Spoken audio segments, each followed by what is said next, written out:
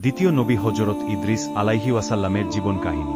আল্লাহ তাআলা হযরত আদম আলাইহি ওয়াসাল্লামের পর মানুষকে সঠিক পথে পরিচালনার জন্য যেসব নবী পাঠিয়েছেন, তাদের মধ্যে দ্বিতীয় নবী ছিলেন হযরত ইদ্রিস আলাইহি ওয়াসাল্লাম। কুরআনে আল্লাহ তাকে সিদ্দিক ও নবী বলে উল্লেখ করেছেন। জন্ম ও পরিচয়। হযরত ইদ্রিস আলাইহি ওয়াসাল্লাম হযরত আদম আলাইহি ওয়াসাল্লাম এর কয়েক প্রজন্ম পর জন্মগ্রহণ করেন। তিনি শীশ আলাইহি ওয়াসাল্লাম এর সন্তানদের বংশধর ছিলেন।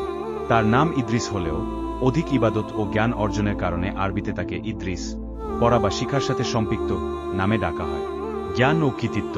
তিনি ছিলেন প্রথম নবী যিনি কলম দিয়ে লেখা শিখিয়েছিলেন, মানুষকে সেলাইয়ের কৌশল শেখান।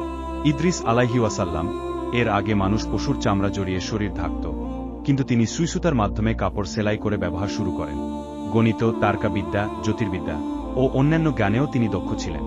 দাওয়াত ও শিক্ষা। হযরত ইদ্রিস আলাইহি ওয়াসাল্লাম মানুষকে এক আল্লাহর ইবাদত করতে আহ্বান জানান।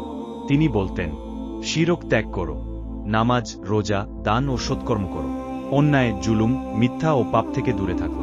তিনি তার কওমের কাছে সত্য ধর্ম প্রচার করেছিলেন, যদিও অনেকেই তার কথা মানত না।